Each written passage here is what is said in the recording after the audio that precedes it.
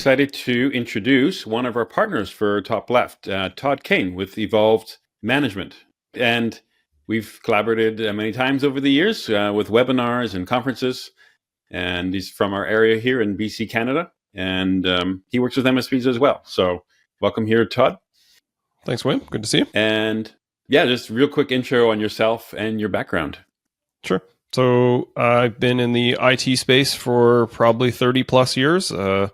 Got my start at a consulting company before I graduated high school, and then rolled up into some high growth IT providers, more on sort of the VAR side, the project side, and then into fast growing MSP in BC. So I've gotten my crash course MBA in business, moving from technical to operations, and really found my love for business operations through that process. Cool. Yeah, just tell me, I guess, about your team. Are you working by yourself or with others? Yeah, so it's just me, run a solo consulting group. Been running the consulting company for about 10 years and worked with dozens of companies working on scaling operations primarily. So everything from pricing, packaging, service desk design, spend a lot of time in leadership development, and even up to executive psychology, finance, go-to-market, even a little M&A activity. So primary modes of interaction with clients are one-on-one coaching. I've also got a group coaching model now as well, and some video DIY courses as well. So lots of different offerings to help people out in whatever stage they're at. So just a solo operator or a 3-man shop can get a lot of value from the courses. A 10-person and above, you start to really struggle and need some scale in your operation, a lot more process orientation and leadership development. So that's where obsolete or group coaching comes in. And then if people need a lot more direct attention and want to work through specific issues, or dealing with a much larger team where they need a lot more development with multiple leaders, then can look at direct coaching as well. Nice. Maybe share a story of a client you've been working with in the last 6 months, or just been a big mess or challenges, and just wherever they come or been transformed. Sure. So I got a couple might be worthwhile. First one that comes to mind, it's been a great client, worked with him for just about 2 years now. And his message and outreach to me was, please help me. He was really struggling. His business kind of ran his life, and he wanted to do better. He wanted to grow. Worked with him for a few months and started to turn things around. And now he's progressed to a point where his staff jokes about him being obsolete because everything just works. And he's focusing a ton of his time on business development and client management. We worked through the development of his TBR process, which was super, super valuable for him. Added, I think 20 to 30K in additional MRR. The first round of TBRs, he sold over $500,000 in projects. So he's in a really sweet spot and absolutely loves what he's doing now. And another situation, sort of the other end of the scale, I've worked with a few organizations much on the larger side. One client that I had for probably 6 years, worked with them for quite a while. They were in a similar state. They were about 20 people and really struggling, where they were considering whether or not the MSP division of their IT service company was actually going to be a thing in the next couple of years. They were, as I think I said, 20 or 22 people. Worked with them over that period of time, helped scale up their leadership, focused on a lot of their go-to-market and development of their process development. And they, their MSP division is now over 100 people, 10 million plus organization. They're absolutely killing it. And similar story, organization, kind of East Coast US. They were really struggling. They were on my email list forever. And people always say, are you guys listening to our meetings? Because I feel like all the emails that you send me are directly about the things that we're struggling with internally. And they were about 7 million top line, and really similar situation, just really struggling. Everything felt hard. They were doing quite well, but like it was a lot of effort, a lot of stress, a lot of turnover.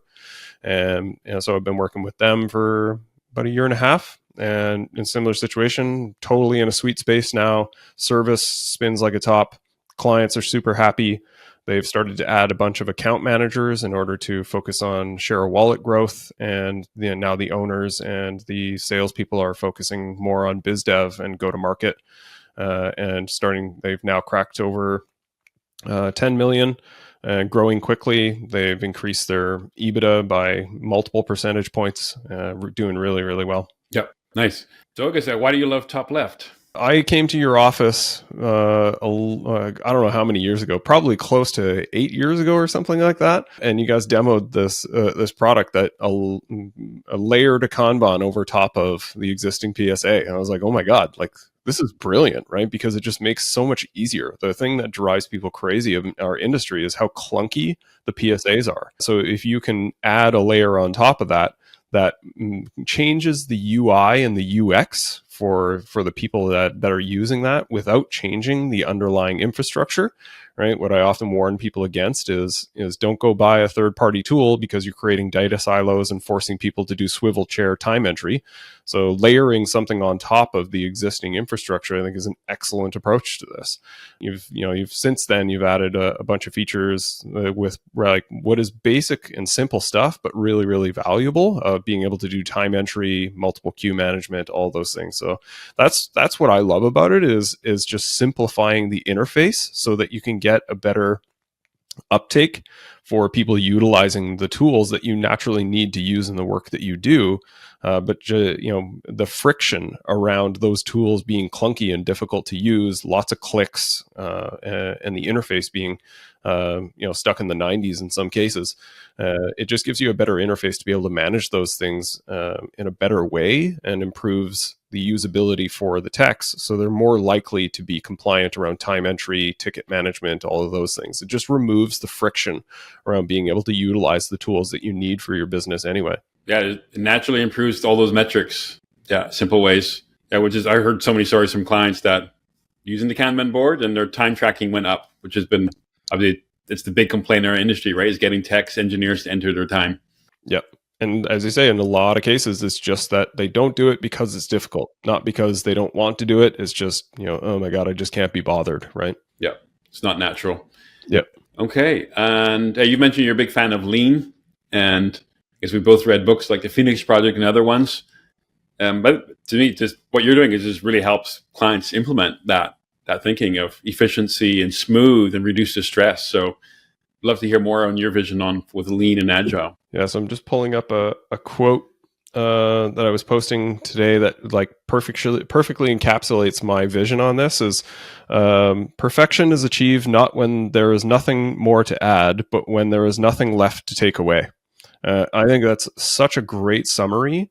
In a technical industry, we tend to want to build more process. We observe something that doesn't go well, and we keep stacking onto this complicated process.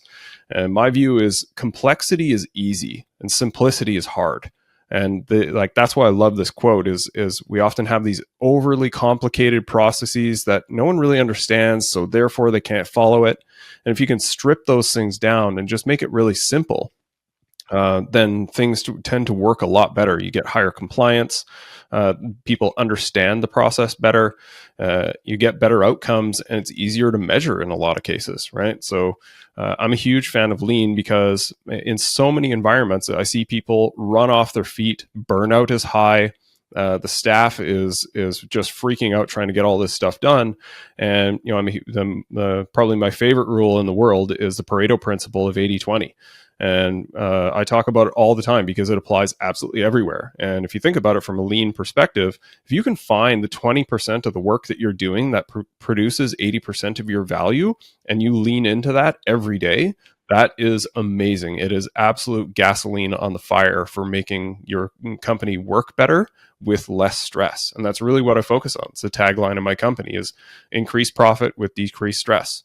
And a lot of that is just stripping away the noise of the garbage that we think we have to do, but it provides no value, right? So those practices have been really, really essential for me over the years, and just understanding, process mapping, understanding sort of value flow, and being able to figure out what are we doing, why are we doing it, what value does it produce, and therefore should we continue to do it, right? Very, very reasonable question that people don't ask enough in their businesses. Yeah, that's one of the basics of lean is understand the value stream. And with TopLeft, you can't really set up your Kanban board until you know what that flow of work is through a project, through a help desk, visualize it and improve each step. With just change management overall, where do you see MSPs mess that up? Like they're implementing new processes or tools and then doesn't get adopted and eventually they cancel the tool. What mistakes do you see they make with that? What's in the way? Yeah, like, this has been sort of the dirty open secret in our industry is everyone has shiny object syndrome and is always trying to look for some tool to solve their problems. And one of my favorite expressions that I talk about a lot is tools don't solve people problems. It's great to understand these things, and if a tool can support a process that you need to implement, that's fantastic. But understand at the core of every business is people, and that's why like things like TopLeft are great because it helps to support the person with the process that already exists. You don't want to go look for some third-party tool that's going to fix a person problem. That's really not the case, right? So I think the value of those things and understanding how the tools are implemented, what the purpose of it is, and actually seeing through the implementation is really critical. I think most people in the industry can understand this, where most organizations, they're utilizing probably 20 or 30% of the potential of their PSA in particular, but a lot of their other tools too. Right? They go to the conference, they see some fancy thing that they want to implement. They're like, great, let's go home and do this. They get really excited about it for a week or two. Then they realize, oh, we're so busy. We'll come back to this next week. And then it just sits on the shelf for a few months until someone cancels it. Right? So being really aware and cognizant of how you approach these things as internal project deployments, I think is a great way to think about this. You wouldn't go and implement a bunch of brand new software at a client site without treating it like a project. So why do we do this internally? Good question, right? And of course, you can make these things easier with tools like TopLeft for managing your projects and visualizing the work. And I think that's where a lot of the stuff goes wrong is not utilizing good project management principles, which should be good change management. You can extend that a little further around the changes that we make to client environments that are uncommunicated, both to the internal staff as well as the client staff and the leaders in those client organizations.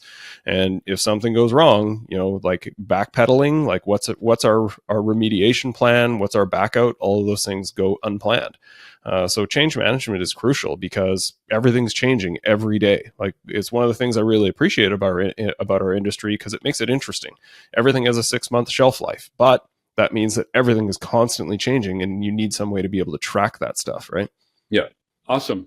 Okay. So what does the first call look like when somebody has a conversation with you? What's your goal for that call? Yeah, it's really just understanding what they're trying to achieve, right? So the way that I work is not necessarily prescriptive, it's consultative, right? So where are you? Where do you want to be? And what's the process to get there, right? So really understanding where are you at? What are the struggles that you're fighting with? What is the big win that you think you could have, right? If you can wave a magic wand and have things be different in 3 months, what would that look like? And that's a really crucial thing to understand because one of the wild parts about our industry is everyone has the same predominant business model and no one does it the same way. Right. So like an off the shelf approach to this often doesn't work because there's sort of these intricacies of the people, especially in these organizations and the different starting points and different tools and such. So that can make an off the shelf approach to your business model a little more difficult, but understanding the principles at the core of this and trying to apply those principles to the business and then figuring out, okay, what are the tools and systems we can layer on top of that supports what we're trying to achieve? That works a lot better. So that's what I really want to find out when I work with people is where are you at? Where do you want to get to? And how can we build a plan to move you towards that? Yeah. Thank you for that, Todd. On the right side of this page, there should be a link to his email and his calendar, so you can book a call directly with him. And underneath, we've put the video from a past webinar he presented for our clients around project management. So you can hear that. And yeah, engage with them directly to help improve your PSA and just operations leadership. So thanks again, Todd. Thanks, man.